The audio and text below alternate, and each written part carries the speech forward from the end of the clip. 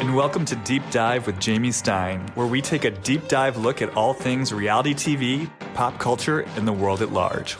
I'm an intuitive and an empath, which means I pick up on the thoughts, feelings, and energy percolating in other people and the world around me. I believe there is meaning waiting to be found at every turn if you're willing to see it.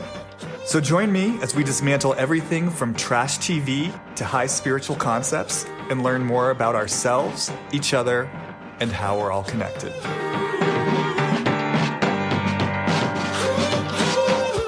All right. Hi, everyone, and welcome back to another episode of Deep Dive with Jamie Stein. I'm your host, Jamie Stein.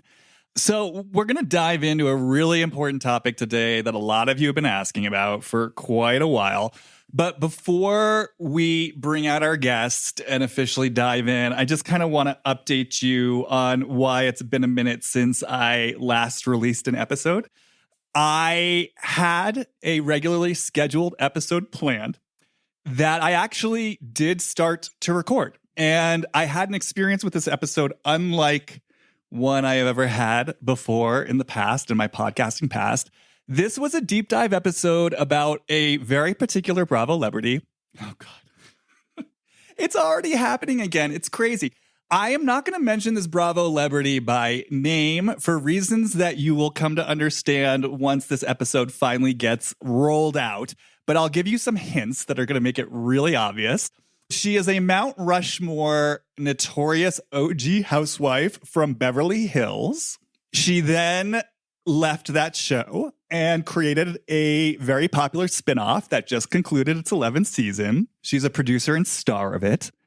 And the spinoff had a very controversial scandal last year that blew up in the headlines and involved infidelity. And she is the matriarch of that show. So I think by now it should all be obvious to you who I'm talking about. Again, I'm not going to mention her by name for reasons you'll understand later. And so, yeah, I'd had a plan to dive into this Bravo celebrity for a really long time and finally went about setting up the episode. And like I said, I just had an experience with this episode unlike any that I've ever had before. As you all know, I do tend to feel and to believe that when we tackle certain personalities or topics, we kind of open up the door to the underlying energy associated with that person or that topic. And I noticed right away going towards this particular episode, I started to feel really nervous. I started to feel really scared. There was part of me that felt very intimidated by it and almost like I was going towards something that maybe I should not be going towards. I want to say that as the episode drew nearer, I started to do my usual preparation where I try to drop in, to the personalities involved and get hits beforehand. And when I'm getting chills just talking about it again. When I tell you that every single time I tried to drop into this Bravo celebrity, it was like my energy would leave my body. Like there was something in me or something that was happening that wouldn't allow me to penetrate these psychic realms. And it was almost a feeling like something's almost keeping me out. Like I'm not supposed to be here on some level. But I forged ahead anyway. The night before, I barely got any sleep, which is unusual for me. I'm a pretty sound sleeper. That day, there were all sorts of technical difficulties. And then when I finally got on the episode with my guest, we both, and I'm not going to go too into detail because I am planning on releasing this, so you'll hear it present tense. We both just had such a strange experience of feeling like it was so hard to get through the episode. And we both felt like there's some sort of energetic force here that is keeping us at an arm's length. Something started to come through that felt so dark and maybe even a little bit dangerous. And I will tell you, the reason why I didn't release the episode is because literally technical difficulties shut the episode down and we couldn't complete it. Having said that, since then, I actually sort of talked to various friends and trusted colleagues in my life about this experience, some of whom are very familiar with the Housewives, some of whom know nothing about the Housewives. And again, I'm going to kind of save the details for later, but when I tell you that everyone started coming through with intuitive hits and a sense of the situation that exactly mirrored everything we were talking about and sensing in the episode. It was uncanny. People started coming forward with personal stories that they had about this particular Bravo celebrity that completely reflected the material we were exploring. It's just been a wild ride. So, having said all that, you guys, I do want you to know I am going to corral my guest back for a part 2. I am going to release the episode. I'm actually, as you know, the point of this podcast isn't really sort of to gossip about Bravo celebrities. It's ultimately to explore deeper themes and issues that we can all hopefully learn from. I really want to use this as an opportunity to explore maybe what we might mean when we talk about dark forces at work. I'm really drawn to this notion of evil and what that actually means, especially as someone who does hold space for everyone's humanity. You know, I tend to shy away from that word because I think it can be used in a very bypassing way where people will say things like, oh, you know, a dark entity has attached itself to me and that's why X, Y, and Z is happening. And it's like, well, okay, or maybe you can take, you know, responsibility for what you're creating in your life. Having said that, I will say there are certain experiences with people, including sometimes Bravo celebrities, that I experience as what I, Jamie, call evil. And I just realized, you know, this might be a great opportunity for me to get clear about what do I mean by that? As someone who doesn't believe that human beings are inherently evil and that we all have our shadow sides and our complexity, what do I mean by evil? And how might this actually live in our world? And it's actually been provoking a lot of really deep, powerful thought in me. So I'm really excited to actually have this break. I'm going to bring the guest back. We're going to conclude the episode, but just know that it's coming. And know that an energetic doorway has already been opened and we're in the middle of it. And yes, my little unexpected hiatus is not through. It's not because of me abandoning any of you or dropping the ball.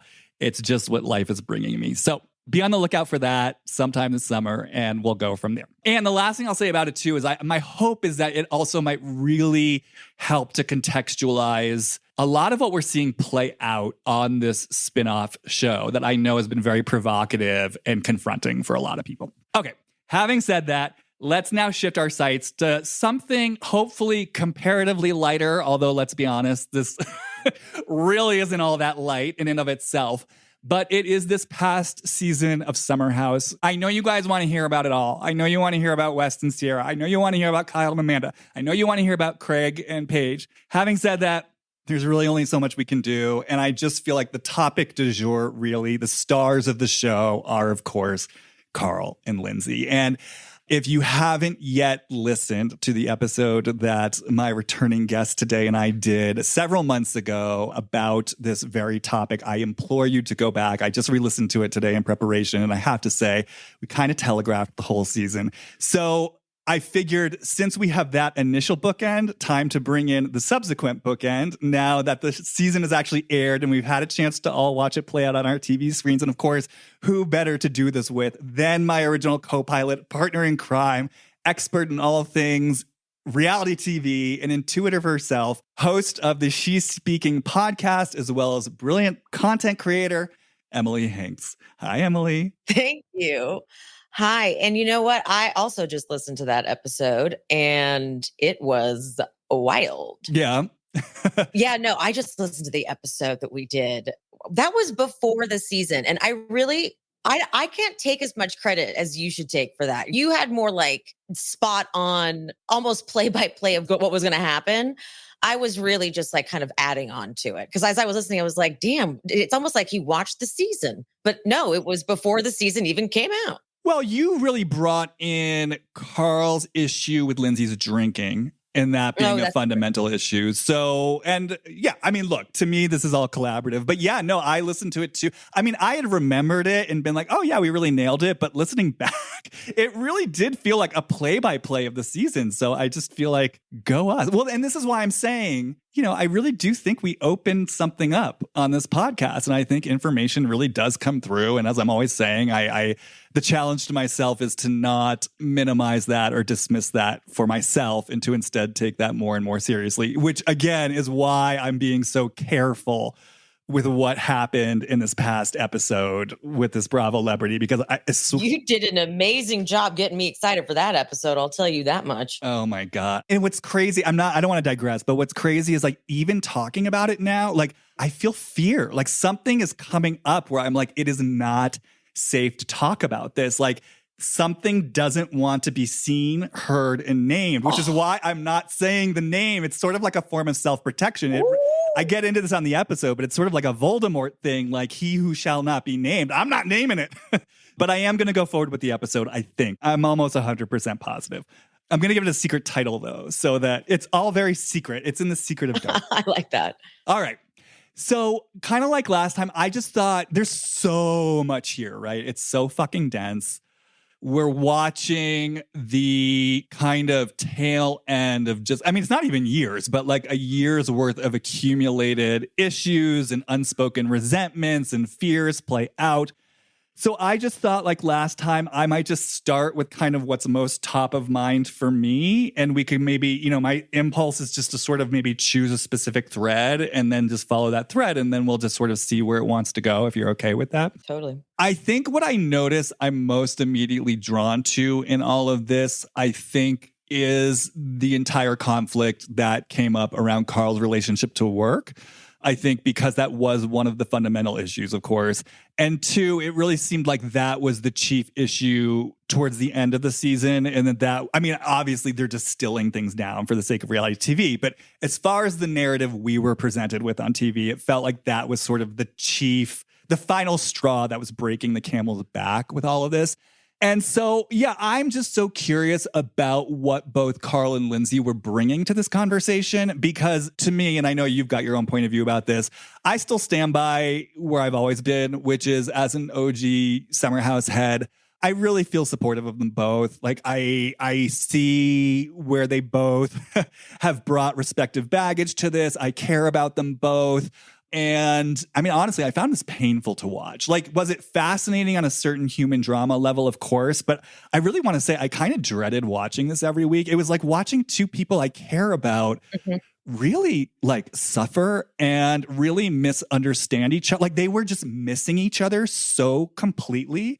And they were so not on the same page. And it was like painful for me to watch this play out. Having said that, yeah, I'm just so drawn to this core issue of Carl and work and where that might want to go. So I just kind of want to bring a few things up top. And then again, we'll see how this wants to unravel. There's just a few things that for me feel important to name here. So the first thing is I do want to acknowledge big picture context of the universe of the show. Yes, Carl, looking back, if you look at his history on the show, has always had what we might call an uneasy relationship with work. He did not do well at the sales job he was at initially. He did get fired from that job. Kyle did hire him at Loverboy. He was not good at his job at Loverboy. Kyle had to have a conversation with him on camera about getting loaded at work. It was actually a very beautiful, tender, sweet conversation. One of the moments where I actually liked Kyle, you know, who's now kind of in the doghouse. But he has not had a great track record of having, like I said, like a consistent relationship to just showing up and getting the job done. So I want to acknowledge that, yes, there very well may be something here about Carl fundamentally not having a grown man's responsible relationship to work. And it feels important to acknowledge that as broader context. Having said that, I also want to bring in something, and I am so glad they spoke to this, the reunion, because it's been killing me all season, even though I do want to say the reunion did feel very lopsided to me against Lindsay, but that's neither here nor there. I do want to say I was so glad that they acknowledge what has been on my mind all season, which is this whole narrative that's been getting written about Carl, about like, oh, he doesn't have a job and he's scared of work, and kind of like this narrative that he's like this like freeloading loser who's like not making anything of himself. And I'm just sitting there the whole time being like, he has a fucking job. It's called Summer House. It's the television show we're watching. And not only that, he's making fucking good money off of this. And like, it was just getting me so upset because look, let's be conservative here for a moment. Conservative. He is earning at least $350,000 a season. That's conservative estimate, right? Then on top of that, he said, I guess as of the summer, he had made $75,000 in endorsements. So put that for a year, that's $150,000. conservatively. Conservatively, we're at $500,000 a year. Who knows? Appearances, possibly consulting for Loverboy. He is well over $500,000 per year. So I guess it's just been agitating me because, look, there's so much to say. I understand why people are having a reaction to Carl, and anyone who listens to this knows I am not saying he's blameless in any of this at all. But there is such a level of vitriol that's being thrown his way where I feel like anything and everything that can be used to tear him down is being used to tear him down. And again, this narrative that he's just some broke schlub who can't be counted on to bring home the bacon, when he is earning well over $500,000 per year, it was triggering me so deeply. So I'm so glad they touched on this on the reunion. And I just want to bring that in, that this guy is currently very successful. Now, having said that, the third thread I want to bring into this that feels really important to me, and I spoke to this on my solo episode that I did about Carl and Lindsay a few episodes back, is I really feel this possibility, and it's really come through a lot and quite strongly, that Carl really might not, God, I'm kind of feeling grief and sadness as I say this. He really might not be ready to work yet. You know, like I want to, and it was interesting because when I was rewatching some scenes in preparation, Lindsay actually said, you said you wanted to take time off to decompress from the emotional tumult of Loverboy that you had been in, which I thought was interesting because, you know, so to me that suggests that's how Carl's been processing it. But the way I've been sensing it for him is this isn't just about the emotional tumult of Loverboy.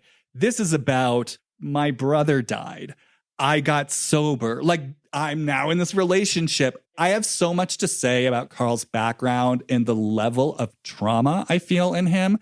Maybe I'll save that for a little bit later. But guys, this is a guy who's been struggling. And that's why it's been hard for me to see the vitriol towards him. Because again, it's not that I don't see his quote unquote bad behavior. I completely do. And we can get into that.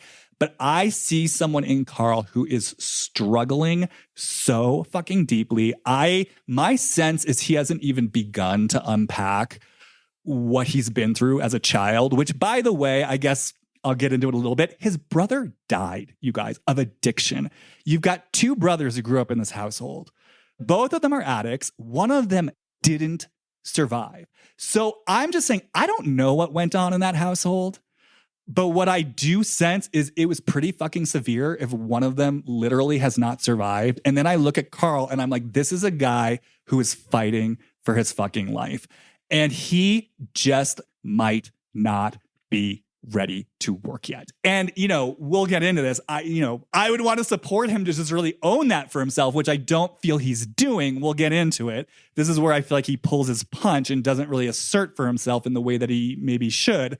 But I want to bring in that it might not be time. Like Carl might need time and space to deal with deeper issues before he's ready to get back to work. And again, he's earning abundantly. Now, having said all that, and this is the last thing I'll say, do I understand this broader issue of the show is not going to last forever? Like what happens when Summer House ends? And then, yeah, like he won't be earning an easy over $500,000 a year. And yes, they will have a family to support and all that. I get that voice. And I think that's a voice worth exploring. Again, what Lindsay brings to it, I think, is another story. But where I kind of go with all this too, especially when I kind of link everything I'm saying together, is I get curious about perhaps Carl's right relationship to work. Like, who is Carl Radke in his essence in relationship to vocation, job, and earning money? Because I'm more and more getting this feeling that, well, I have a lot of feelings, but I'll just say this one. I mean, we know, first of all, he's got a much more sensitive temperament, for example, than like a Lindsay. I don't know that Carl is like a Lindsay or a Kyle. I don't know that he's this type A personality who wants to go out there and get the job done or create a product. And it's almost like I feel like Carl has some image in his head of who he's supposed to be. And it's not maybe who he actually is. And by the way, I say this as a highly sensitive entrepreneur. I have a successful business. Guess what? I am not a fucking Lindsay. I am not a type A aggressive person who just goes out there and lands the deal. Like the only way I've gotten this off the ground is by taking things slowly and honoring my deep sensitivity. We can get more into that later. Yes. So it feels like there's this issue on the table, which is Carl's relationship to work. And then there's what both Carl and Lindsay are bringing to this in terms of history. and in terms of their wants and needs and in terms of what's not being said. And I feel like that's kind of where everything is sort of blowing up. I'll pause there. I don't know if anything's coming up for you just as I say all this, or it's funny listening to you because you very much reminded me of the way I've been covering Summer House, because we know that the people that are triggered by Carl are triggered by Carl, and we see the reasons why. But I also don't think that he is like Sandoval and needs to be treated as such. So I very much connected with the way you presented your feelings on it, because you can as you were saying your support of Carl, you can almost hear the people already like, but Carl did. It's like, okay, we totally make space for all of the negative stuff that Carl does, but this is a guy that the audience was very much rooting for when he got sober. He was like the golden boy, and to see the way that he's now being treated worries me for his own sobriety, because this is someone we were all supportive of. And then it's like we just forgot that because he wasn't ready to go get a job in finance or whatever the hell Lindsay wanted him to do to support her the way she feels that she's supposed to be supported. So Carl, like we said in our last episode, the feeling was it's moving too fast. It's moving too fast. Got to get off. It's moving too fast. And that's how I was feeling about the work thing. I too was very frustrated that everyone was talking about him like he was making $0 and mooching off of Lindsay. I'm like, what are you guys like? So I saw someone in a comment section wrote something like, well, Lindsay was supporting Carl. And I was like, no. He paid his rent. They have the exact same job, essentially, at the time of like filming. They had the exact same job. So this weird narrative that Carl like couldn't support anybody, including himself, was like, that's not fair. This guy does have a job. He does get brand deals. He's doing literally exactly what Lindsay's doing. So but like for him to have to experience the audience coming at him like that, I was like, damn, this is a lot for a guy who is sober. And like you said, he's sober, lost his brother, huge loss, huge loss, then gets involved with Lindsay and really I do think they both fell in love, because it seemed like, how perfect is this? We're best friends and this is happening. But she was like, all right, now you know the timeline. And he was like, well, hold on. I am newly sober, just lost my brother. All the things Danielle was kind of saying last season, like there's just a lot and Kyle too, just like, ooh, like he did just lose his brother. Like we're a little concerned. It's moving really fast with you guys. But for Carl to be getting all of this hate, like he's just this big degenerate, really worries me for his mental health. You could see it at the reunion. I feel part of it somewhat felt manipulative from him, though. Yeah. There was an aspect to him that was like, he was really playing up oh, poor me, I'm getting all this backlash. And it almost felt like he was sort of trying to like, but then I also don't know. When I was covering the reunion, I literally would think I was getting a feel on Carl. And then I'd be like, never mind. I don't know if that's it. I don't know if that's exactly where I cannot get to exactly what his motivation is. Because if he is being manipulative at the reunion and like kind of playing it up, then is he always manipulative? Is he just like an overall bad person? That's just not how I experience Carl. But that's how some people experience Carl, as like just this all around super vindictive, manipulative, conniving man who planned this whole thing out just to destroy Lindsay. And that just doesn't feel accurate to me. No, I would call Carl unconsciously manipulative. Like that's what he feels like to me, especially, because again, he wants to be good. He wants to be a good little boy. So I don't think in his mind he's consciously plotting anything. Do I think he ends up being unconsciously manipulative in the place where he's trying? Look, there's so much. Trying to be good. I think he's highly conflict avoidant. Oh my God, Jamie, you're about to say literally word for word what I said. This is tripping me out. I think he's terrified. I mean, look, let me just sort of break it down even more there's so much that I want to say in response to what you just said. Like just going back to his history and his past, like I said, he's referred to like a difficult upbringing. He's referred to his father and his brother being difficult.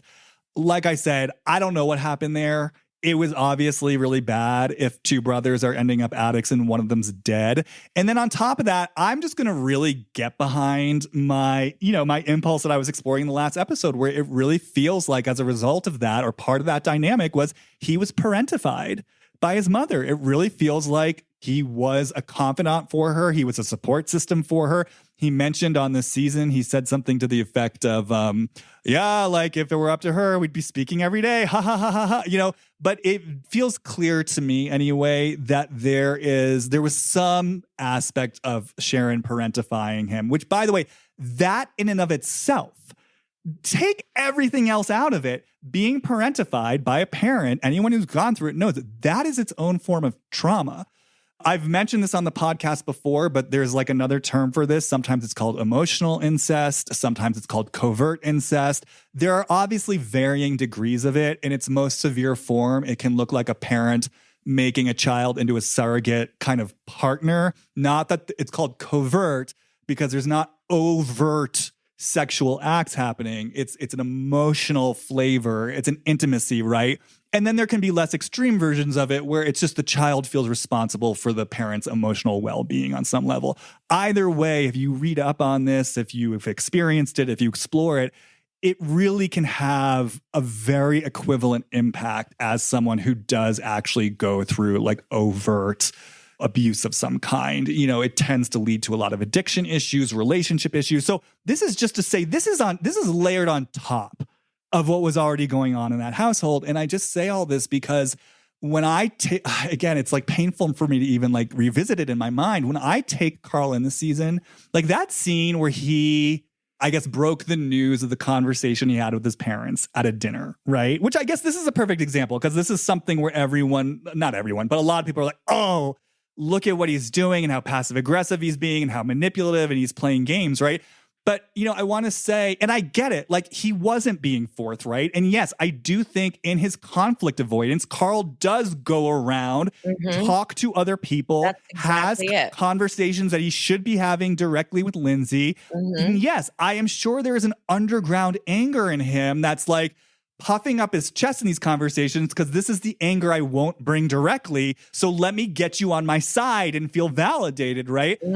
Which leads him then to this squirrely behavior that, again, I don't think he's consciously trying to set it up, but it's unconsciously manipulative because he's not giving her that grace of direct communication. And then again, even if it's not his intention, he's kind of aligning people against her from the outside. And then, yes, do I think there's an unconscious edge of cruelty to all this? Like where some part of him wants to punish her because he's pissed, because he's not speaking up and he feels like he's bearing the brunt of all this? Absolutely. Do I think any of this is conscious in his mind? No. But to come back to what I was saying, like that scene with her, when he was sort of breaking the news and he was looking at her with, the fear and the terror in his eyes. And, Andy kind of made that quippy question, like, who here thinks he's scared of Lindsay? And everyone laughed. And it's like, yes, do I think he's scared of Lindsay in her reactions? 100%. But do I really think this is about Lindsay? No, she's just the present day vessel for a deeper pattern. And what I see in Carl, when I see that terror in his eyes, is I see fucking terror in his eyes. I see a little boy who is terrified. I see a little boy who is enraged. I see a little boy who is suffering. So to your point, like I said at the top, I think he is struggling so deeply. I think he needs a lot of help. And yes, to go back to what you were saying, it's like, so when I see things online, so one of the things I saw on Instagram, someone posted this post, right? That was just like, hey, I'm new to Summer House. I'm watching the season. I don't really get what any woman has ever seen in Carl. Like someone explained to me, like, what do you guys see in him? Emily, it's like heartbreaking to me to even like say this. When I tell you that it was literally comment after comment of people literally saying he has no value. Oh. No, literally, he has no redeeming value. No woman should be attracted to him. He's like all this stuff. And I was sitting there. I literally said to myself, I pray to God he doesn't see it. Carl does not see this, because it's like, can you imagine? No, I'm really worried. Anyone, by the way, but like, especially when, again, you're so early in this relationship to sobriety and you're struggling so much. And to see a post where people are literally saying about you, you have no worth as a human being. I was like, this is vicious. yes, it made me really concerned for him as well, because I see him as a guy who's struggling. I see him as a guy who's trying. He's doing it very imperfectly. And the last thing I'll say, I mean, there's so much I could say in response to what you said, but the last thing I'll say is, maybe we do want to speak to this tendency in the audience to put people on pedestals and then get really pissed when they don't live up to your unrealistic expectations. Because one of the things we did talk about in that last episode, I talked about it. I was like, he is being thrown up on this pedestal as this model of sobriety and mental health advocacy, and people just want to believe that he's going to be changed overnight. And I literally said in that episode, guys, he's still the same guy he always was in previous seasons. Now he's got to deal with it. But it's like, in this binary world, people want to throw him up on a pedestal, and then they get so enraged at him when, guess what? He's human. It was the same thing with West, who, I didn't like West all season. I was sitting there like, I don't trust this guy. He's camera conscious. To me, he reminded me so much of Heather Gay. It's like, he knows exactly what to say to sound good. But then I watched everyone throw him up on this pedestal. Then he gets exposed for in my mind, who he was all season long. And again, it's like people are suddenly so enraged, and it's like, but wait, like, what are you enraged about here? Is it because of like West being an immature fuckboy, or is it because you had an expectation and a demand for him to be someone else based on your own history, and now he's quote unquote failed you, and so now you're sort of taking something out on him? Very much agree with that. I'm not kidding. I said this almost verbatim about how the term like people pleaser or conflict avoidant or whatever, one would think, because I know this because I'm a people pleaser. So one would think that I would never make anyone upset. That's not what a people pleaser is. What a people pleaser typically is someone who avoids conflict, avoids maybe being direct with someone, because usually I've written a story before it's even happened. So like, if it's not even, it doesn't even have to be accurate, but if like, I can't tell Jamie this because I know he'll be really upset, but it's like, you don't know that, but you're assuming it. So then you avoid it. And then who knows, maybe like something happens where finally one day, like I explode or something like that. It's the avoiding of conflict actually does cause you to somewhat sometimes lie, manipulate, but it really isn't your intention. You're just trying to avoid hurting anyone's feelings or whatever the case may be.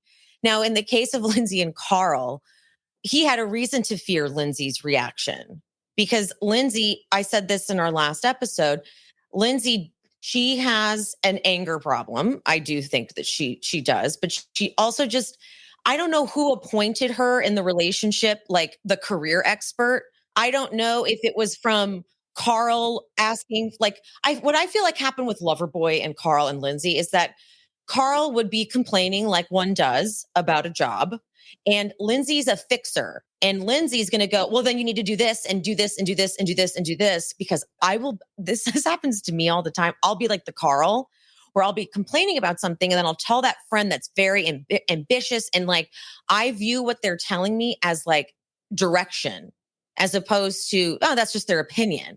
I take it on as like, well, now I have my tasks because I'm trying to like please them for whatever reason. And I feel like Carl was sort of swept up in that. Not that Lindsay was telling him you need to leave, but was giving him a lot of ideas and stuff. And Carl doesn't have a mind of his own fully yet on stuff. So would be like, okay, I'll take in that. I'll take in what Lindsay's saying. She has my best interest at heart. And then made a decision almost not because of Lindsay, but with her help, maybe one he wouldn't have made without her suggestions.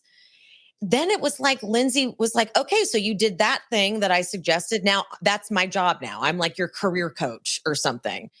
I was like, I kind of thought Lindsay was going to maybe do a little bit more research on dealing with someone who was in recovery, but she didn't, clearly. And that's where a lot of my resentment for her comes in, because I'm like, bitch, you try to lie to me, my face, basically, and tell me that you got sober for Carl. You didn't drink for Carl. But then now you're drinking again. And now there's conflict again when you drink. Therefore, just stop fucking drinking around your sober boyfriend or fiance. Because when you drink, you trigger him. If alcohol is important, though, to you, then you don't want to be with Carl for the rest of your life. If someone keeps having an issue when you drink around them, whatever. So then, like, not only is she getting drunk, triggering him. He's reacting. Then she's like, what are you doing for your career? And I just think that's fucked up. Then she's talking about their sex life and stuff. And so Carl was like, I think Carl came into this season thinking they were going to do exactly what they did last year, which was lie to the audience and pretend they were perfect and not show anybody what was really going on. But then fucking first weekend, there's Lindsay calling him Cocaine Carl, being upset about whatever. And while I don't agree with Kyle thinking that like he knew exactly what was happening, like, because there are moments in relationships where only the two people in the relationship would know that there was a shift, and like anyone on the outside. So if Carl was maybe ignoring Lindsay or dismissing Lindsay or whatever she perceived, maybe that was happening and only Lindsay would have known that. But I think it was more Lindsay was drunk and nervous and anxiety ridden and was needing more from Carl than Carl was able to really provide or understand or thought he was providing or whatever. And the way she went after his sobriety as the first thing she attacked was like, wait, what the fuck? And then the whole through line throughout her season, when she says to Amanda, if he's going to come at me for my drinking, he better be clean. I was fucking fuming. I was like, this bitch is using all the language that you're not supposed to use if you are really with somebody who is fucking sober, trying to be sober. And then when she did that shit at the fucking reunion, oh my God, when she went, he was shrooming at a festival a week before filming. I went, no, she didn't. And then when Carl said, we did that together, we microdosed mushrooms together, I was like, so you were there? But now you're trying to say you have a problem with it? And then when Andy, because he has a lot of friends that have gone through a sober journey, he asks her, do you not know his like agreement? Because I don't drink anymore, because I definitely would view myself as a problem drinker, but I smoke weed. But I also don't say I'm sober. I'm very clear on that. But for Carl, he is sober for himself. And any partner would know where they can go when it comes to like psychedelics or whatever. So her trying to be like, well, you smoke weed. Well, you smoke weed. You're not sober. I'm like, you're sounding like a fucking Karen right now, Lindsay, by saying that. Like, you don't know that he's able. It's alcohol and Coke were his big issues. I'm not looking at a guy that fell off the wagon or is like back to using and his life is unmanageable. But you tried to present him as a liar about his sobriety. The one thing he's trying to really lean into, motivational speaking for people trying to get sober. He said that to her and she basically made fun of him.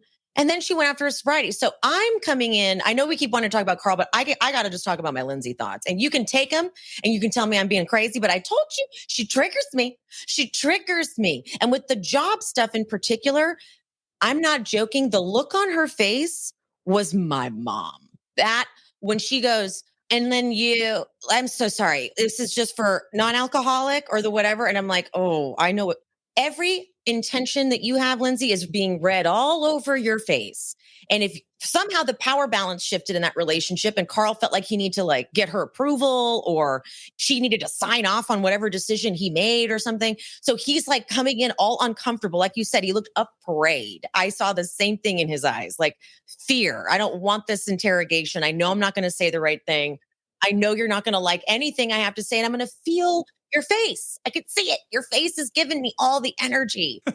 I mean, there's so much here. Okay, let me break this down. I want to first address, I'm glad you're bringing in the initial phase of the season with the drug stuff. And so I want to touch on that. And then I want to bring back in the work thing, because I just feel like both these people are getting hit in their core wounds, which is why it was so painful for me to watch this. Cause I was like, oh my God, they are both so in their stuff and they are missing each other. Now, I felt like I kind of got what was going on with Lindsay at the beginning of the season where, as we explored last time, and I think we're bringing it in this time, I think Carl's deepest truth was I got an issue with Lindsay's relationship to drinking.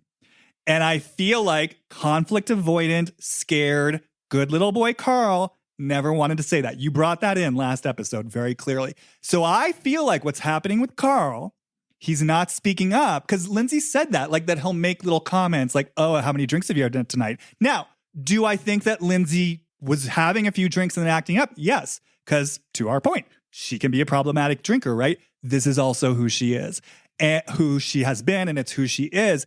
And I feel like Carl, yes, never came out clearly and said, Lindsay, there is an issue here. So instead, what he does, this is where I do feel like he gets unconsciously manipulated. He makes these little, kind of like what you're saying about Lindsay, you can read it on her face. It's like, I can imagine Carl asks her these questions in a certain kind of tone. So then where Lindsay's going with it is, well, if you're going to question me, and she even said it, I'm going to question you, which, that is not a healthy response, right? That is not a constructive response. It's like tit for tat. But I understand how this spiral goes in the same way that Carl's kind of looking at Lindsay being like, I have the same job as you.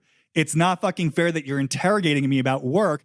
I can understand the part of Lindsay that's looking at him being like, well, you're out there getting high doing shroom. Like, let me ask you about you if you're going to judge me. You could even feel it at that one of those early dinners. Like the first half of the season's hazy to me, but like you saw Carl being kind of curt with her, and she was picking up on it. And then it did drive her to some, I think, like insecure reactive behavior. But I also got it because I was like, Carl, you're not bringing something to her directly. She's picking up on it, running it through her Lindsay translator machine, and then reacting.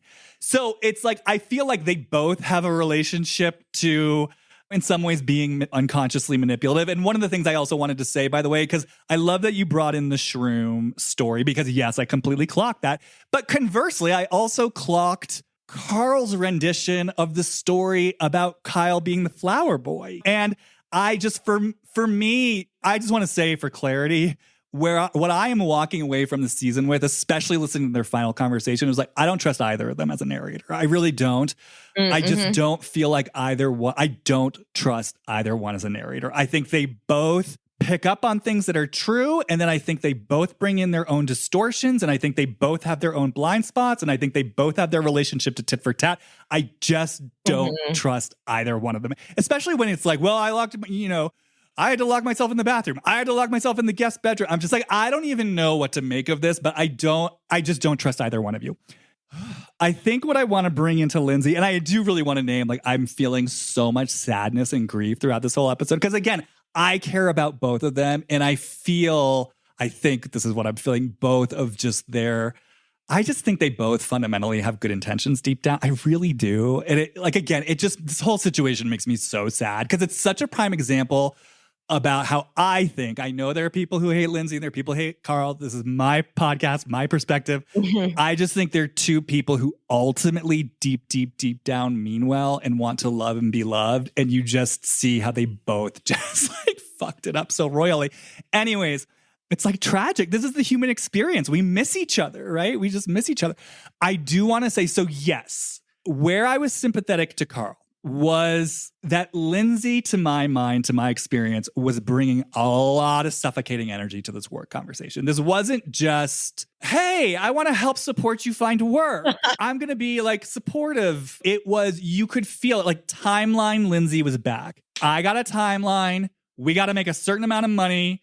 We're having kids by this X date. We need to hit this financial goal by this X date. I want to be a stay-at-home mom. That means you got to go out. We got to do it. I brought this up last night. It reminds me very much of Shannon Medore, like clinging to David Bedore for dear life. It's just that, wow, so similar. That tight grip of this is the way it's got to be. It's loaded. She is not having, I don't know if casual is the right word, but just kind of like a supportive conversation where, hey, let's work this out. Let's explore it. Let's see what wants to happen. Yeah. Like, because Carl kept saying, can you be enthusiastic for me? And we'll get there because that, yes, was problematic in its own way. But there's a version of that where it's not like, hey, this is how I'm interpreting it.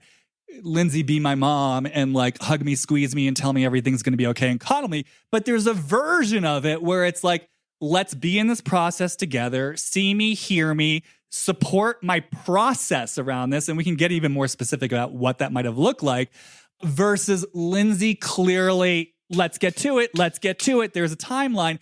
And so, yes, that level of fear, of course, it's suffocating. Like she was watching the pot to boil. And again, Carl's sensitive. He can feel it. Right? You don't even need to be sensitive to feel it.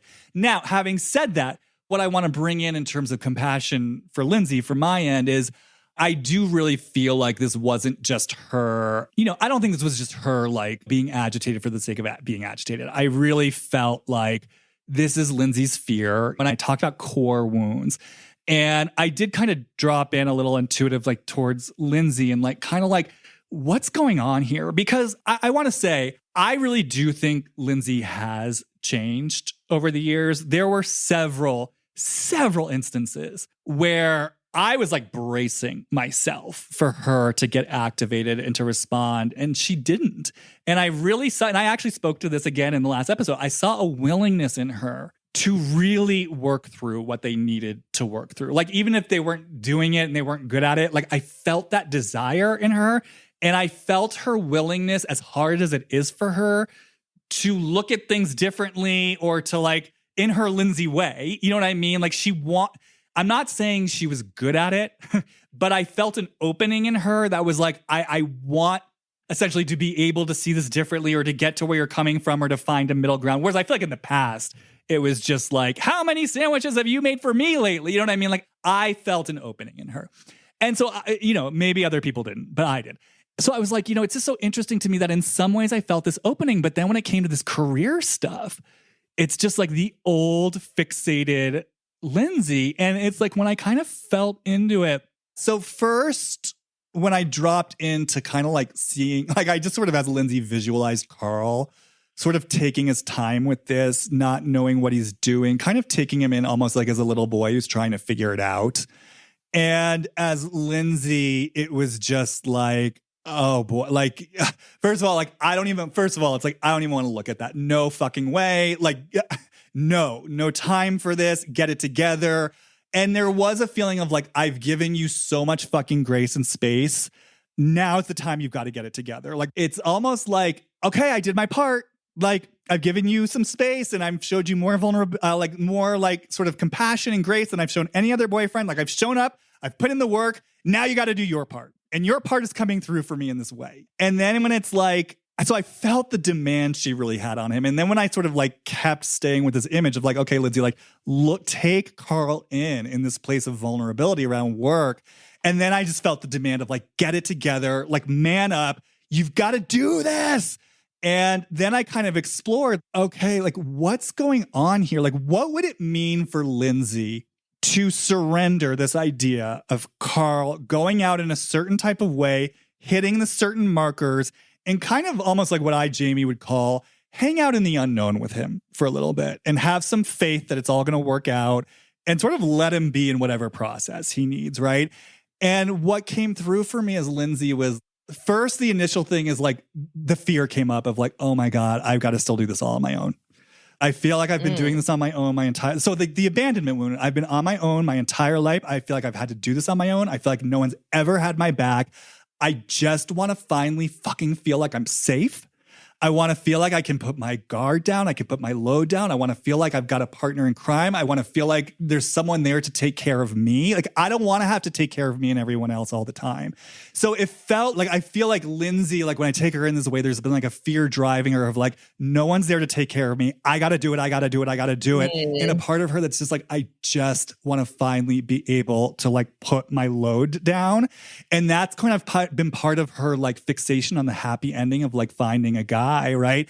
And so then when I kind of stayed with it, I was like, okay, well, what if, again, you just had to surrender that this is who Carl is, and he's not going to fulfill this fantasy of like the knight in shining armor who's going to come and rescue you from this feeling of like abandonment and having to do it on your own. And that what I did feel was like, it was a deep sense of aloneness. Like, even though I don't think, by the way, that's true, I think on the other side of that, she'd find really deep, fulfilling connection. But I think the first stop along the way is like, it's what I just said. No one's coming to save me. And this kind of fantasy that I've had in my head to kind of save me from my own abandonment wound, it's not happening. And I have to feel myself here. I have to feel my aloneness. I have to feel the heartbreak. I have to deal with this abandonment. So I do want to get into Carl's side of thing, but I just wanted to bring in that, yes, even though I 100% felt her suffocating fear, and I think it contributed a lot to the toxicity of what was going on, I do think she was coming from a very vulnerable place inside of her. I'm struggling a little bit because I feel like even when something was stated to her so clearly, it wasn't what she wanted to hear, so she didn't take it in. For example, I think part of too is that we heard nothing but I was blindsided, I was blindsided, I was blindsided. I rewatched the Nick Viall episode she did, and it was just mind blowing that she described the summer the way she did, and just no signs whatsoever. Yeah, we fought a little bit, and I'm like, your threshold for conflict is way off because it's abusive what you guys were doing to each other. And I say to each other, yes, because I don't think that Carl did nothing. I think Carl's fucked up because Carl is fucked up. But like when Lindsay kept trying to pull the, you knew me, Carl, you knew me. I'm like, but you knew Carl. You knew Carl was not Mr. Guy with the job. You knew Carl was like newly sober. And so the expectation she suddenly put on him, not suddenly, I don't want to say suddenly, because I know this is, I think, my biggest frustration is Carl wasn't meeting any of her needs, it seemed. He wasn't giving her the good sex. He wasn't getting the career together. But then she was like, but I love him so much. I'm like, but stop beating him up then. Love him for him. This is who he is right now. And it felt like when he would say something like, don't get me wrong, I did not like the soft. Something about it. Something about just a man telling a woman to be softer. It's just, I can't help it. We'll get there. I was instinctually just like irritated by that. So I didn't like that. But he was in his way still, as much as I didn't like it, trying to explain that this that you're doing isn't working for me. I'm trying not to fight with you. I'm trying not to be upset. I'm trying not to feel defensive. But the way you are approaching it when I do talk about it is making me feel X, Y, and Z. No one can make you feel any way, Carl. You make yourself feel that way. Well, no, that's actually not true at all. When someone says a word to you and it affects you, that's a feeling that they've given to you. If someone says, fuck you, and I have a feeling about that, yeah, they did that. I didn't just invent that in my head. What I do with the emotion and how I process it and how I handle it, that's on me for sure. But if I'm with a partner and they tell me that something I do affects them in a way that's not my intention, I'll adjust. Lindsay thought she adjusted. I think in her mind, she's like, I did adjust. I don't even ask any questions. It's like, bitch, when you asked this man, when you were in your fairy costume, have you thought about what you want to be when you grow up? I was all, backhand her, Carl. That was so fucking rude. But she, like, who are you? So I struggle with thinking that there's a vulnerability kindness factor because I'm still, when I go to like try to see what you're saying, I'm like, but Carl would tell her, I'm having second thoughts, like in the kitchen. And she would go, well, then that's a bigger conversation. I'm like, okay, then have it. Have the conversation. No? Oh, but you're still blindsided. Oh, you had no idea. I'm like, I swear it's like an intentional ignorance to the thing that's right in front of her. What's that about? Yeah, it'd be really interesting to drop. Should I just do it right now? To drop into her towards like that state. Because that was actually when he said, I'm having second thoughts. That was one of the moments where I was kind of bracing myself for like, oh shit, what's Lindsay going to do?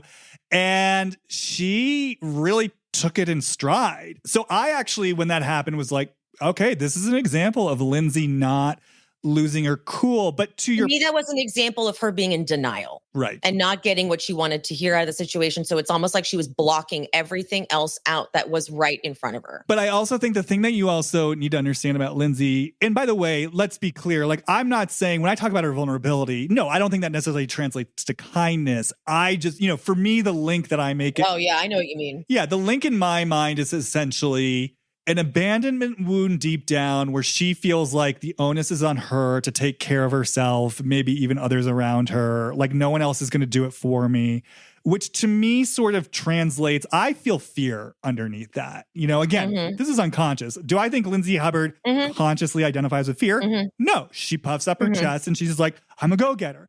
But it drives the fear. I think the fear drives the go-getter in her, the type A timeline, and I think that's what's coming out with Carl. So much in the same way that I felt Carl's terror with Lindsay, when I see her kind of coming into these conversations being like, well, but we said we agreed you were going to clarify things with Kyle, which is just so ridiculous. He's having a casual conversation with Kyle on a couch, on camera in summer. Like they're just starting to explore something. When I see her braced energy, if I'm right about this, I just feel where that goes deep down. Like on the surface, it looks like kind of being a suffocating, helicopter partner. But to me, when I track it, it's like, okay, because underneath that is the fear, because underneath that is the abandonment wound, because underneath that is someone who wants to. That makes sense. Like with Carl and with anyone, it doesn't quote unquote justify or excuse her behavior. We hold space for all of it, right? What I wanted to say though, and see, this is where I feel like I get Lindsay. I think that Lindsay shows her hurt differently than most people. So I remember even last season, that conversation she had in the kitchen with Danielle, that people just like, it triggered so many people. And I remember watching that. I was like, no, I know what's going on. She's hurt. She's hurt. And when Lindsay is hurt, kind of like what Carl Radke did on Roni with Bethany, there's this personality type, I shut down. And, that's the way I sort of protect and defend my heart. And I think because I actually do think there's something very tender and vulnerable inside Lindsay. Look, what she went through was deep as well. I mean, she was literally like abandoned by her mother. And again, we don't even know what else was going on. I'm kind of curious. I mean, I know she's close with her father, but I'm still curious about that relationship just in terms of what plays out in her relationship with men. Maybe that is all coming from the mother wound. I don't know. But, Lindsay's been through her own trials and tribulations. So it's like when I take in just even like really quickly and loosely, Carl saying I'm having second thoughts, I hear what you're saying about the denial. The way that I kind of experience it potentially as Lindsay is like, again, I'm really fucking hurt. And so, and what happens in my body is like, literally, it's like, like a guillotine, how it comes like, poof, like just chopping down. It's like a guillotine over my heart. I'm just shutting something down. And then it's like, okay, well, then that's like another conversation. And then, to your point, she is kind of putting her blinders on. But I kind of think because inside, it really hurts. And I think she really tries to buffer. I just figured out what's happening with me with her. Oh. I just figured it out when you were doing this. I'm over it with her. How about that? I've spent so many years justifying her behavior because I was like you. I was a day one Lindsay fan, even when it was oddly unpopular. And I was like, what am I missing? So I think I'm tired of justifying her behavior. I need her to take some fucking accountability already.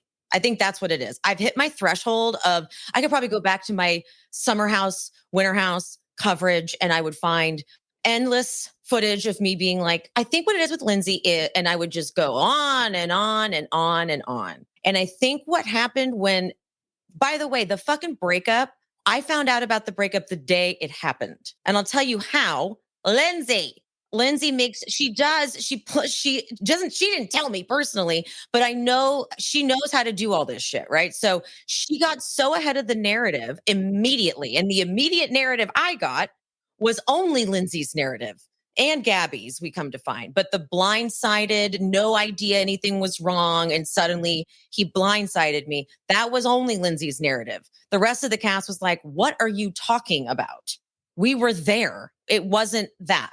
So it had to have been Lindsay who leaked it because that was her version of the story. And then we spent months being so cruel and vicious to Carl because we decided to believe that she was completely blindsided. They were super happy. We have evidence because he posted from her bridal shower, going up the elevator with all of her presents, being the good fiance. So we were like, and then he dumps her on camera. He called everybody there. He made it happen. And she let us feed on him.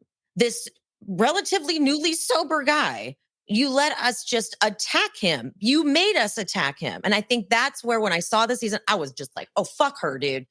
I was so mad at her for doing that to him. I don't care what he fucking did to you, girl. He is newly sober and you've set him up, threw him to the lion's den.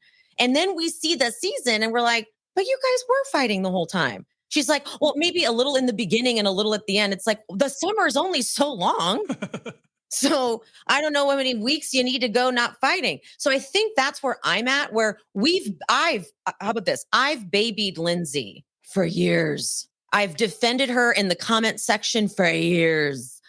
And I'm pissed at her. And she needs to take some fucking accountability or I'm not giving her shit.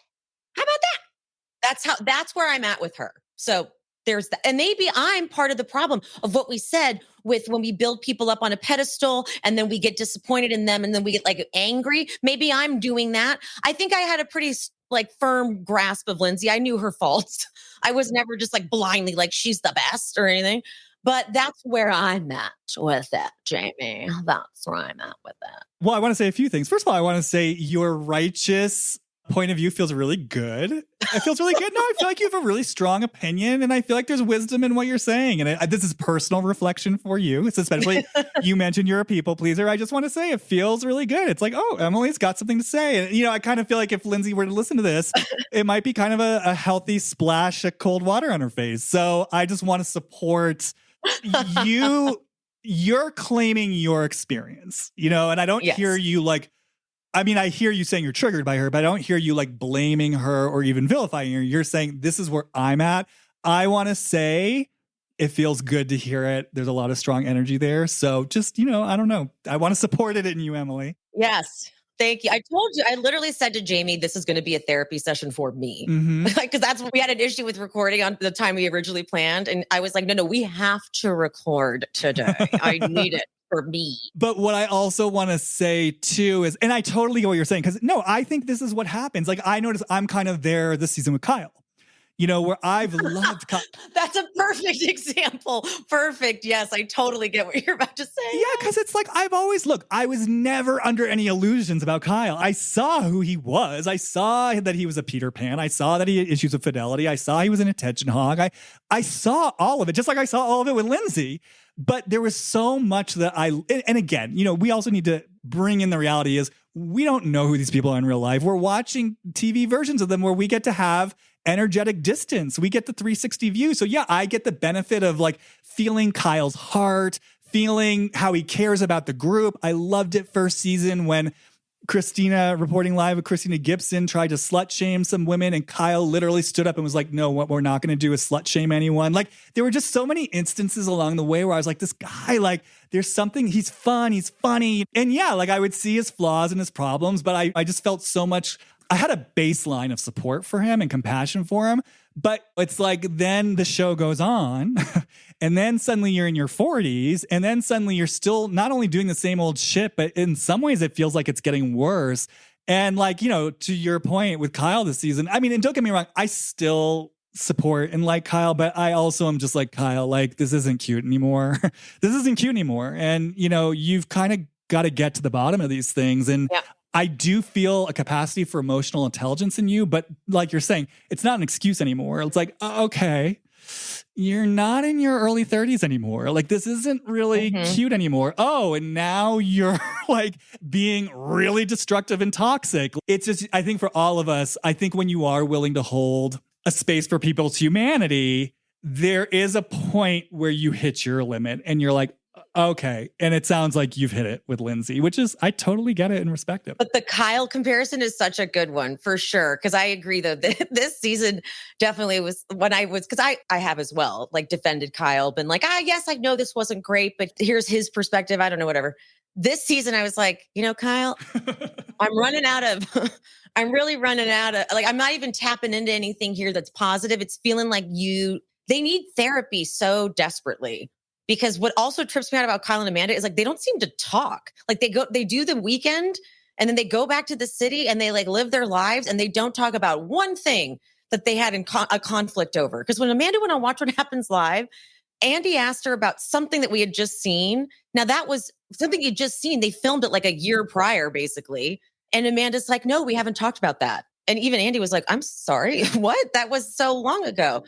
And so like Kyle, I think it's now more of a combo of like Amanda and Kyle too, where it's like, wow, she's got to, I don't know what it is. She's got to speak up more or something. But Kyle was almost like cruel to her. Yeah, I got to do a Kyle episode for sure. I think what's also frustrating for me about the two of them is that then when they did go to that on-camera therapy session, I was really surprised by that. I thought they both dropped into it. I thought they both were willing to take ownership of things. I thought they both were vulnerable because both of them, like Kyle can get really reactive and abusive in conflict. Amanda gets very, I don't know, like petulant, bratty, breaks things. Bratty. Yeah.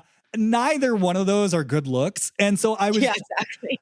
I was so surprised in that therapy session where I was just like, they both, and again, I mean, now I'm finding like my compassion again. It's like both of them, I was like, you are actually two people with a deep capacity for emotional intelligence. And I actually feel like you both really care about each other and like, look at the work you're doing. And so to your point, I guess it's frustrating that I guess that had a short shelf life, or maybe it was just for TV. I mean, look, I have a feeling both of them, I know we're getting away from Lindsay and Carl. This is the last thing I'll say about them. I have a feeling both of them really have an investment in not looking too deeply at this stuff because it's going to take them somewhere inside themselves, you know? And Kyle, you know, I've spoken about this before. I mean, obviously, he's got deep rage issues. By the way, Amanda has deep rage issues. If we're talking about breaking things, you know, whatnot, I think there are both things inside themselves that they'd rather avoid. And I think if they really look at what's coming up relationally in conflict with one another, it's going to lead to deeper awareness about what's going on inside of them. And yeah, I think there's kind of a codependent collusion there where it kind of works for both of them to just stay stuck in this distracting cycle of like work, fighting, the show, and like never having to look at anything. Did you have anything else you wanted to say about that before we return to Lindsay and Carl? No, honestly, you summed it up perfectly. They both benefit from not discussing what they should be discussing because they're still almost in the same place they were like 2 years ago. Like, remember at the reunion, the way that the prenup, when they were getting married, and Amanda wouldn't even look up what a prenup was. And I was like, hold on, we were watching you guys fight about that months prior to you sitting in this reunion couch. Like, how have you not done anything? Literally open your phone and look up prenup and what they entail. I was like, so it's almost like we're still in that place from before they got married. Because I know that Kyle gets a lot of heat because he's like too hard on Amanda, but like I understood his frustration because she still hasn't figured out what it is she wants to do. Granted, she found out that she was going on like a depression, mental health journey, and like that was the focus, but she still hasn't even figured out exactly what she wants to do. And she brought this up to Kyle in the summer of the year prior and was like, I want to do my own thing. It's like, okay, you haven't even figured out what that is yet. But then you got mad when he wasn't like, let's go do it right now. Anything you want to do, which don't get me wrong, his reaction was disgusting. And he did not have to take enough ownership for it at all at the reunion. But Amanda's inaction, like you said, she just kind of reverts to being like a little girl. That frustrates me. That type of adult frustrates me. Maybe it's like the millennial, like the elder millennial in me, but it's like, we fucking work, do something. Well, this is why I talk about unconscious investments, because yes, is Kyle incredibly problematic in the way that he won't create space and support for Amanda's vision? Absolutely. Bringing this to a more spiritual perspective, if we sort of look at this from the place of taking, you know, that we're on some level co-creating what's in our lives, what does Amanda get out of having a husband like Kyle who puts pressure on her to stay really invested in Loverboy? Well, if there is, and I believe there is, a part of Amanda that's pulling back from her own creative energy, if there's a part of her that's scared to take a chance on her creative energy, if there's a part of her, like I was talking about this in the solo episode, to own her inner empowered diva, which is what I really think she has in her, it works out so well for her to have a husband like Kyle, because then she gets to say, well, Kyle does this and that. And again, it's not that Kyle doesn't need to take responsibility for how he's showing up. Of course he does. But if I were working with Amanda, it's like, okay, but like, how does this serve you? And if you're really serious about this, like, how do we support you to like draw your boundaries and take the action you need to take, you know, regardless of what Kyle is doing or saying. Which is kind of, I think, a nice segue back to Carl. Okay. Yes, actually. Like I was saying before, I just have this feeling like when I sort of take Carl in a relationship to work, like there really was this voice in him that, I said this last time, too much, too soon, too fast. And when I taking Carl towards Lindsay, when she brings in these conversations, like the voice I'm hearing is like, get the fuck off my back. Like, leave me the fuck alone. I'm doing so much already. And it's like, again, as someone who, like I said, is a highly sensitive entrepreneur who's responsible for paying my own bills, I personally, like, I have a process that not a lot of other people are going to necessarily understand. And I've had that experience of people who don't get me, who are more type A personalities coming in being like, well, you should do this, you should do that. And because I know myself so well and I've done a lot of work to like get aligned with who I am, I'm really comfortable saying, you know what? like appreciate it, but that actually doesn't work for me. I know my process. I know what works for me. This is how it needs to go. And I just feel like Carl, one of the places where I see Carl going wrong, it's kind of like, well, I think that he's not yet aligned with his own willingness or his own right to take this space for himself. And it's kind of like what I wanted for him in these conversations is basically to say what I'm saying, which, I mean, he doesn't have to say it quite like this, but like, Lindsay, back off. Like, Lindsay, this isn't where I am right now. Like, Lindsay, I need space. I've been dealing with a lot. Like, no, I'm not going to agree to a Labor Day deadline. Like, I need time and space around this. And if you don't get that or that doesn't work for you, then we need to reassess, basically. And I feel like that's the boundary that he wasn't drawing. Yes. It's interesting because I did kind of get curious about Carl's perhaps right relationship to work, and I was like, well, who is this guy? And it was interesting because what came up for me is I did get the sense that I don't think this is a guy who makes money in conventional ways. Like, I mean, even looking at him as someone who in the past was sort of falling upward, I always look at what's happening in our lives as information about who we are, regardless of like how consciously we're wielding it or not. Carl, despite being a failure at the beginning of the show, he still always had employment. He was still always making money. He still did end up on Summer House. He's still in a position today where he's earning over $500,000 at least every year. Like, this is a guy, it seems, who's capable of drawing in abundance, even when he's at his most Peter Pan-ish, right?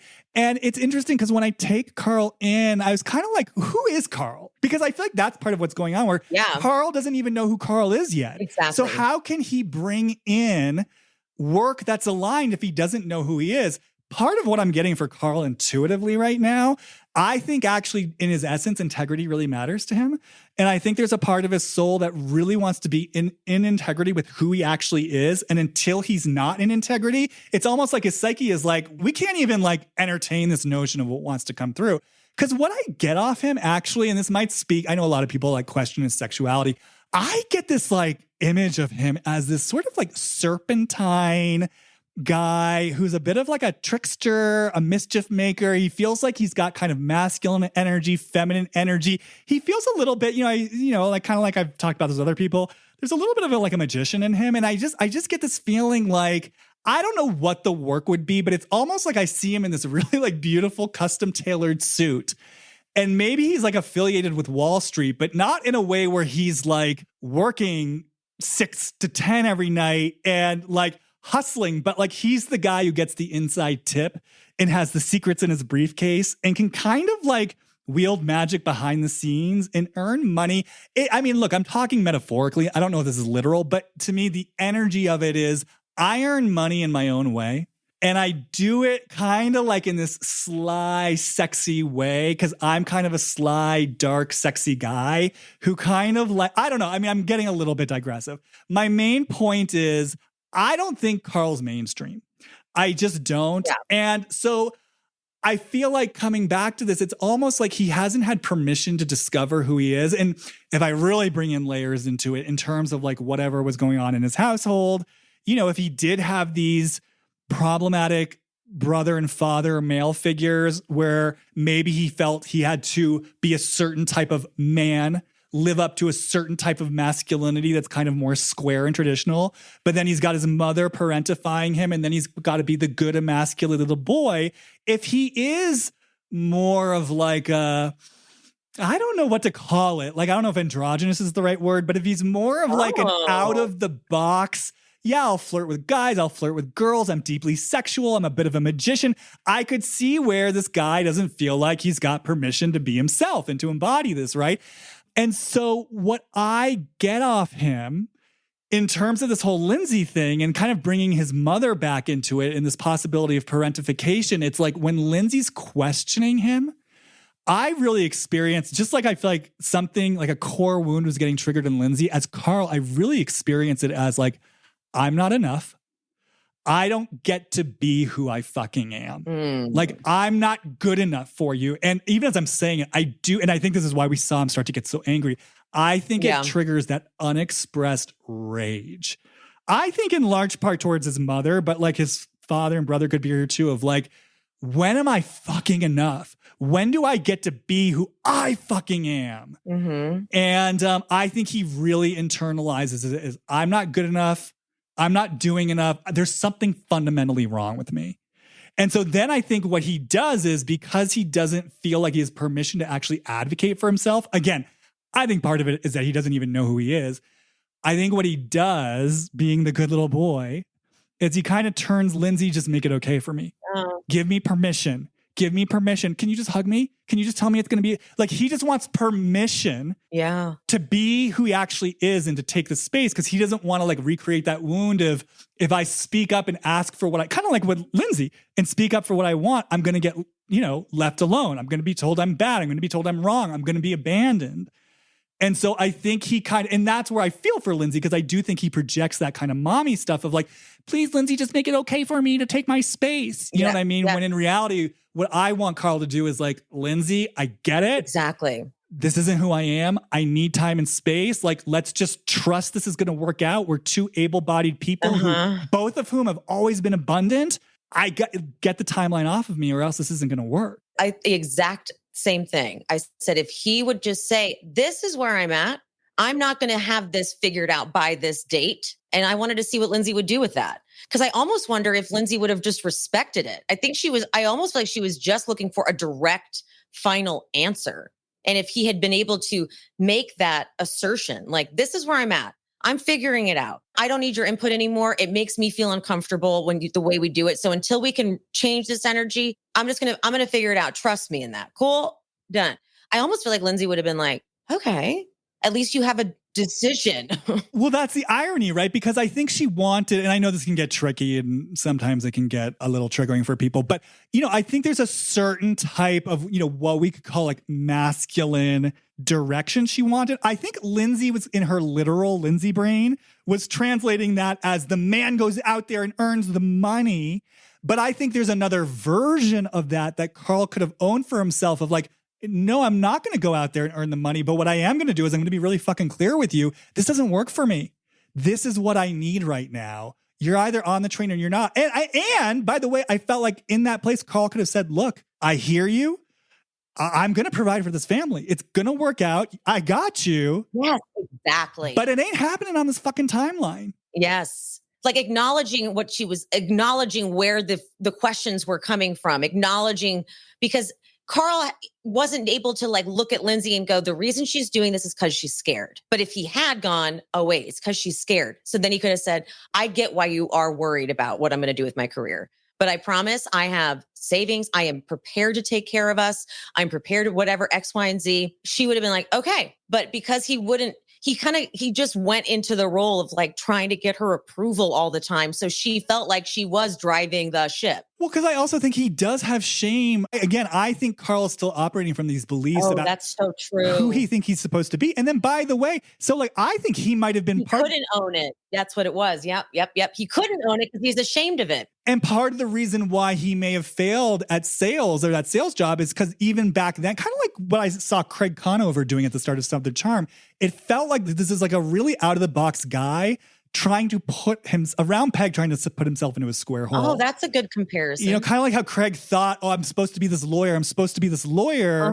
Not realizing, because, I binge watched Southern Charm recently and I didn't really know where it was all going. But in those early seasons, I was like, Craig, you are not a lawyer. Like, you're an artist. You're creative. Like, this is not who you are. And then when we saw him at home in Delaware, I was like, oh my God, Craig, you were like this creative, weird guy in a family. I mean, not in a mean way, but like a family of squares. Like, I get it. Like, you felt different, but you didn't realize that's actually your gift. And I just kind of feel like maybe something similar was going on with Carl, where he was trying to live up to something. Then he fails at that because it's not him. But then that failure only exacerbates the shame. So now when Lindsay's coming in, kind of reinforcing that voice, being like, well, Carl, what are you doing? I think he's got no concept yet that he can say, this isn't who I am. I know I need to find my path. I need time and space to figure this out. Walk with me on this path. And again, if you can't, okay, but then we're going to have to end this. And I just feel like, this is what I'm saying to my clients. And this is my path. It's like we bring in like all that disowned rage that Carl has that sneaks out through the sidelines.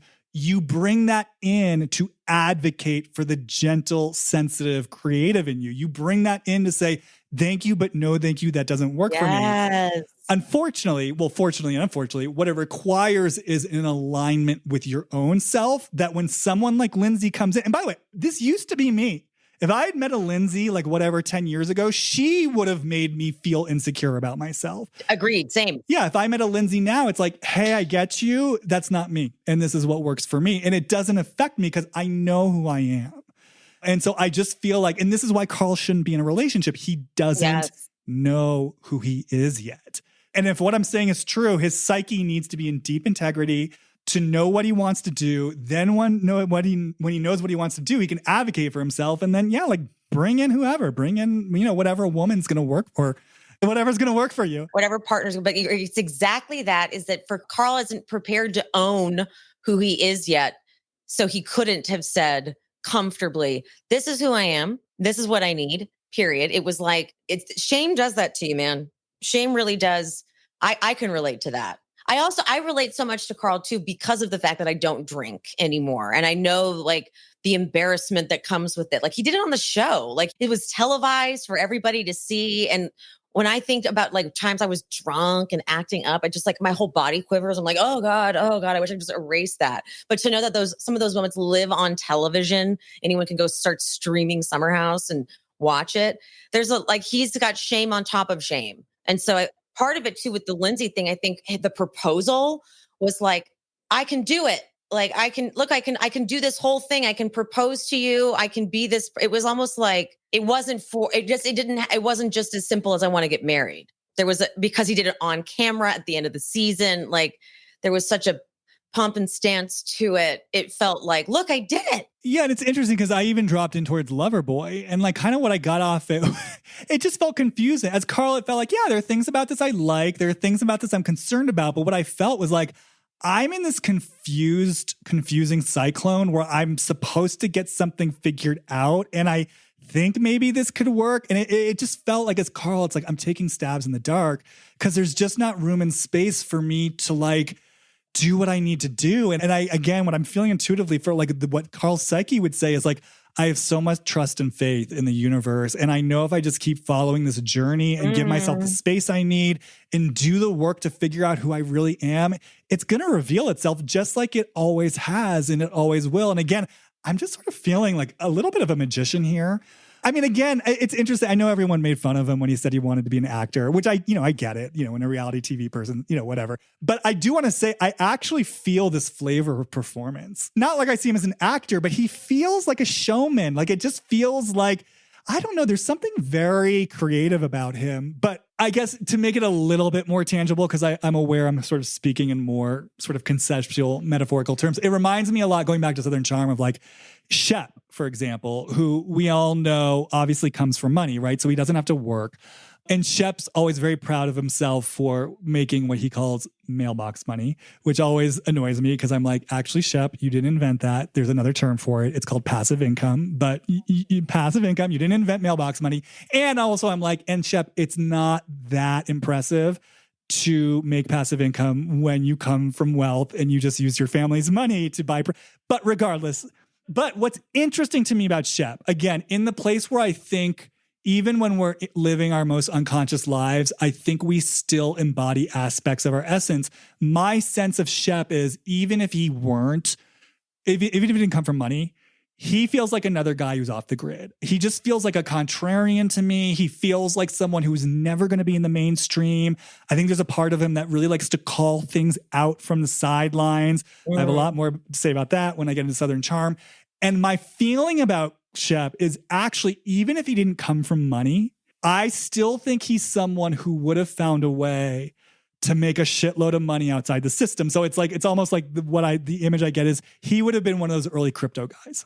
You know what I mean? Who made like $500,000 crypto like that. Like he's just someone who always would have been the guy on the boat with a fishing rod being like, fuck no, I'm not going into an office and I make passive income and this is how I do it.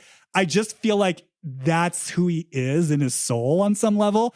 And so that's kind of what I mean, with Carl, it feels very different, but it's that aspect of like, I can maneuver and bob and weave through life, and opportunities come to me, and then I hit it and I wield it, and I'm a magician that way. And yeah, money comes. But he's having fun. Again, he feels very sexual. He feels very mischievous. He feels very like there's something very creative about him. And it feels very like, again, I just keep seeing him in a suit, really sort of walking amongst sort of like the upper wealthy echelons. And I don't know. I mean, maybe I don't know. I mean, maybe I'm really off about this, but it's an aspect of him that I feel. But that's why I brought Shep in, because that felt much more concrete. Just this notion of Carl, I don't think he's mainstream.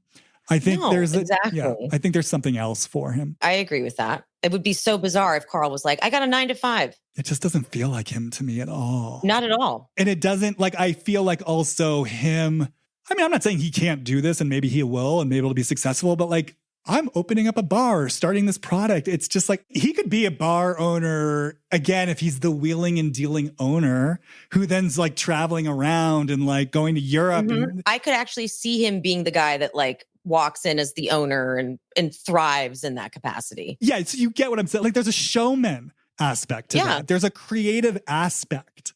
I know, when I lived in LA, like I was friendly with several restaurateurs who had that vibe. And then they were in France and then they were in LA. Mm-hmm. They had these beautiful homes. Yeah, I'm going to open up this business. Like that's what it feels like to me. And I think what I'm talking about in terms of the darkness and the mischief, that's just what I kind of feel about his essence. But yes, this has helped. Like that feels like the spirit of it to me of like, yeah, I wine, I dine, I do my thing. Money comes, opportunities come. I roll with the punches and this is what I do, man. And it feels fun and pleasurable. Mm-hmm. And it's interesting too, because Lindsay no longer has a typical job. She, I know she did that thing, that the Hub House in Nashville. So it's like a Airbnb that she's going to be renting out. But like, she's also creative. She's also not doing like a typical 9 to 5, but I do feel like she would like her partner to be very financially stable in that very traditional way. I know she's gripping onto it. And that's what's so curious for me. Cause it's like, I mean, I hear Lindsay saying, I want to be a stay-at-home wife and mom. I really wonder about that for her because she is so driven. But like when I felt into it, I was like, yeah, I could see you really doing that. But then I feel like you're going to want to still keep doing things like the Airbnb or having an at-home business. And so, I mean, again, they're not together. I don't think they're ever going to get back together. Yeah. But I could really feel for them like, oh, it actually feels like you two could connect here. Like that you're both kind of resourceful, abundant people who have skills and talents and abilities. And you could have really created like a life where you go with the flow and you trust. But yeah, it just feels like Lindsay was really hanging on to this, like, finally the man's going to come in and save me. It's finally, I don't have to do it all on my own. And I think the invitation there for her was really something about surrendering that image and maybe kind of stepping into a more roomy, spacious, mature vision where it's like, we can keep riding this train we're on where we don't know where this is going, and it's almost like Summer House opened her up to a new way of being. And she could have kept riding that train, but something in her like still was so fiercely holding on to this image of something. And it's sad because I feel like, the beauty of reality TV at its best is it does hold up a mirror reflection for people. And I feel like you've seen the ways that Lindsay's taken in certain things of like, she even said at the reunion, no more timeline.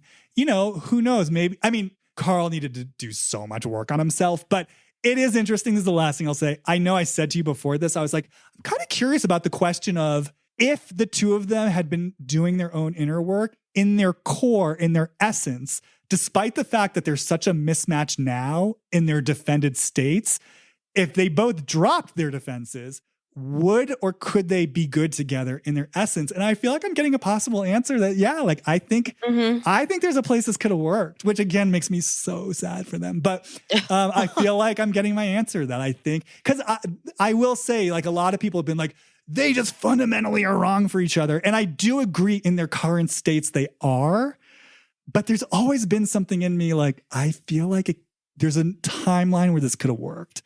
And I'm standing behind that with what I just said. When you laid it out like that, I was like, oh yeah, I guess I can see that. Because the first time you brought that up, like the last episode we did, I was like, probably not, no. But now that you've laid it out like that, I'm like, okay. But they both have to be willing to drop all of it when they were just like two defensive creatures going at each other. Yeah, and each one getting again, triggered in their core wounds. Like, well, Lindsay has this abandonment wound. She wants to be rescued. So, okay, Carl, you got to work.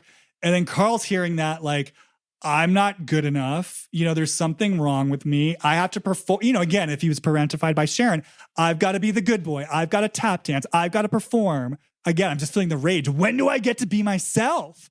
Get the fuck off me, woman. Mm-hmm. And he's never had a chance to work through that. So again, this is what I'm saying. They're like hitting each other in these core wounds. And then they're both making it about the other person's behavior rather than going in and looking at what is coming up for me right here. If I hold this as a reflection of historical pattern, where is this taking me inside myself? Because this is the real question. It ain't about Lindsay needs to be gentler and softer. And it ain't about, Carl, you need to go out and earn $10 million by the end of 2026. Like, that's you both looking outward. That's the Shannon Bedore holding onto her marriage at all costs. It's like, no, why am I getting so triggered? What's the flavor of this trigger? How is this familiar? What do I need to work out here? Yes. That's where the real work is for them, And that's the beauty of relationship. If we work it right with our free will, relationships bring us up against these edges where we bump up against things in each other, and we have a choice. We can either make it all about the other person, or we can look at where it's taking us internally and use it as a vehicle for seeing what's unresolved inside of us. Now, maybe on the other side of that, we aren't right for each other, but maybe on the other side of that, we are right for each other. But I think the invitation in all relationships is, when these bumps come up, can I take my focus off what you need to change about you and instead come back to, okay, what's coming up in me? How do I separate history from present day? And from this place, maybe I do have wants, needs, or boundaries, but I'm clear about it from an adult perspective. Yes. Rather than my inner child asking Lindsay to squeeze me harder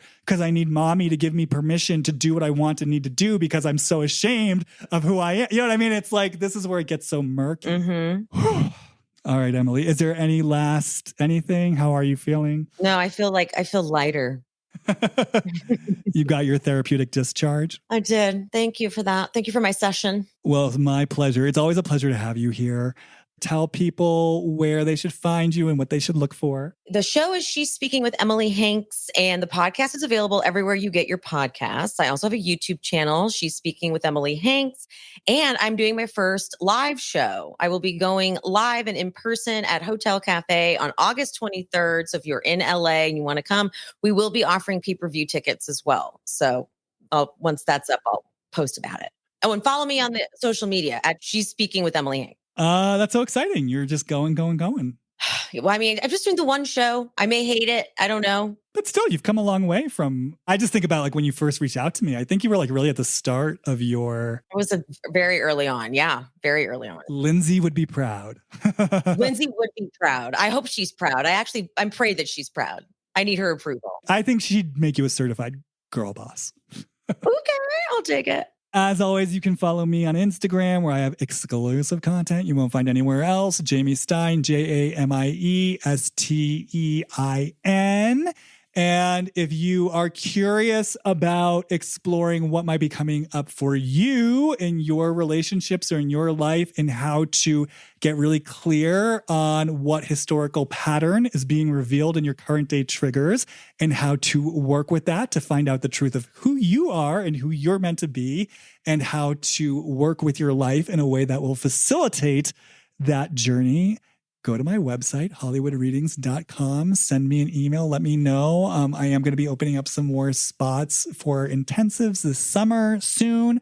So yeah, get at me and let me know that you have interest if this is pinging your intuitive radar. Okay, you guys, I'll be back soon. And at some point soon, the super secret episode that shall not be named will be coming to your ears.